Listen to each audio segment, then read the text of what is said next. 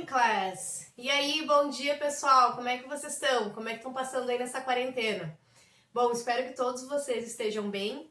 Como vocês sabem, né, o nosso prazo de permanecermos em quarentena foi prorrogado e nós, como escola, estamos seguindo as instruções tanto do Ministério da Saúde quanto dos nossos governantes.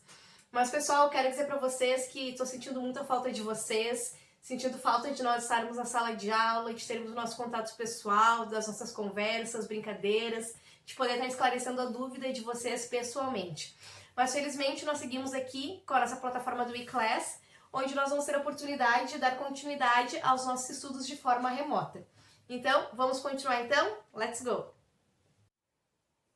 So, boys and girls, bem, meninos, meninas, a nossa aula de hoje nós vamos recapitular o vocabulário dos school supplies e dos 7 days of the week, dos 7 dias da semana, certo?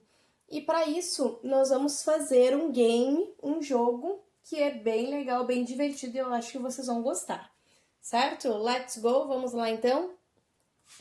Bom, então essas aqui são já as palavrinhas que vocês já viram na nossa aula anterior, referente aos school supplies.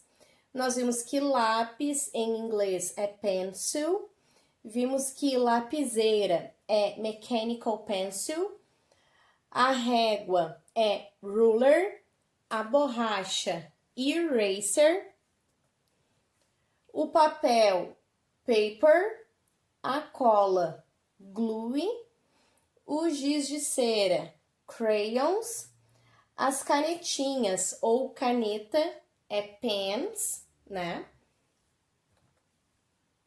Cadeira, chair. Apontador, pencil sharpener. Estojo, pencil case. Tesoura, scissors.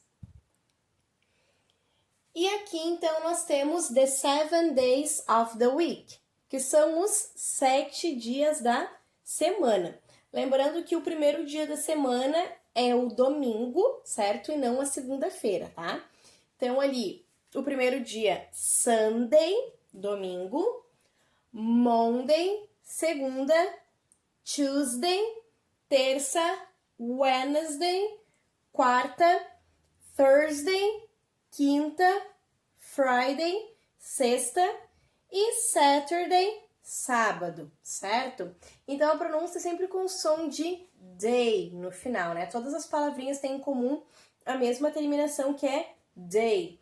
É muito comum, às vezes, a nossa tendência a falar Sunday, Monday, Tuesday, mas na verdade tem que cuidar a suavidade da pronúncia, né? Sunday, Monday, Tuesday, Wednesday, Thursday, Friday, Saturday, ok? Muito bem, então agora a teacher vai explicar para vocês o nosso game, o nosso jogo de hoje. O nome do nosso game é Snap, certo? Então aqui é apenas um exemplo de como poderia ser feito, tá? Vou explicar agora mais detalhadamente para vocês. Vocês que irão confeccionar esse jogo aí na casa de vocês com o material que vocês tiverem. Então, ó, a primeira coisa que vocês precisam fazer são criar cartões, certo? E esses cartões tem que ter um cartão, a palavra escrita em inglês. Por exemplo, ó, esse aqui eu fiz com papel, tá? Peguei um pedacinho de folha 4 e fiz, tá? Esse cartãozinho aqui é o pencil, né? Então tem que ter um cartão com a palavrinha em inglês e tem que ter um outro cartão com a tradução, pode ser escrito em português, ou com o desenho, certo? Pode ser o desenho de um lápis, por exemplo, ou pode ser os dois juntos, que nem eu fiz aqui. Eu coloquei tanto a tradução quanto fiz um desenho representativo, certo? Então, são sempre dois cartões. O primeiro cartão é sempre com a palavra escrito em inglês, e o cartão, que é o parzinho, é ou a tradução da palavra ou o desenho, ou pode ser os dois juntos.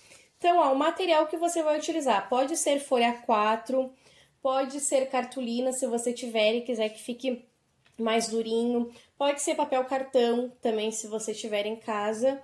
Se você não tiver nenhum desses materiais, pode ser com a própria folha de caderno, certo? Não tem problema. As imagens, você pode desenhar, ou se você tiver impressora e quiser fazer com a impressora, imprimir o desenho, né? Você também pode fazer. Enfim, você vai utilizar o material que você tem disponível na sua casa. Só é importante que os cartões sejam em pares, com a palavra em inglês e o outro cartão ou com a tradução ou com um desenho representando a palavra, tá? Tipo como se fosse um jogo da memória. Enfim, o jogo precisa ter no mínimo 2 pessoas, pode ter mais, mas tem que ter no mínimo 2 jogadores. Vou explicar agora como é que nós vamos jogar ele. A lógica dele é como se fosse a lógica do Rouba-Monte. Não sei se vocês já jogaram Rouba-Monte antes. Mas um jogador vai ficar com todos os cartões com as palavras escritas em inglês e o outro jogador vai ficar com todos os cartões ou com o desenho ou com a tradução. Então são 2 pilhas diferentes. Um fica com todas as palavras em inglês e o outro com todas as palavras ou desenhos, certo? Então, o primeiro jogador começa jogando na mesa uma carta aleatória. Lembrando que ninguém pode olhar a carta. As cartas têm que sempre ficar viradas para baixo e você não pode olhar a carta que você vai estar colocando na mesa, nenhum dos dois. Então, você vai colocar uma carta. A primeira carta é sempre da palavra em inglês. E o outro jogador em seguida vai colocar uma carta referente a uma tradução ou um desenho. Se por acaso em algum momento da rodada as cartas coincidirem a palavra em inglês com a palavra em português, os jogadores têm que tentar pegar esse monte de cartas que está na mesa. O jogador que pegar o monte primeiro ganha a rodada e pega as cartas e guarda para si, certo? Vou fazer uma demonstração aqui para vocês. Então aqui, por exemplo, aqui seriam as 2 pilhas. Um jogador ficaria com uma pilha com as cartas escritas em inglês e o outro jogador com uma pilha com as cartas escritas em português ou simplesmente com um desenho representando, tá? Aí o primeiro jogador sempre começa, não pode olhar a carta que vai ser jogada, tá? O primeiro jogador lança uma palavra em inglês, tá? No caso aqui, ruler, certo? Régua. Aí o segundo jogador vai jogar uma carta aleatória, que ele não sabe qual é, tá? Com uma tradução aleatória. Lápis. Então, a gente sabe que ruler, que lápis não é a tradução de ruler. Então, a rodada continua normalmente. Próximo jogador vai jogar uma carta escrito pencil. O outro jogador joga uma tradução régua. Então, não fechou. As traduções, nenhuma fechou com a primeira palavra. Agora eu vou mostrar o caso onde você teria que pegar um monte e falar snap, tá? Quando coincidir a palavra em inglês com a palavra em português. Vou mostrar para vocês.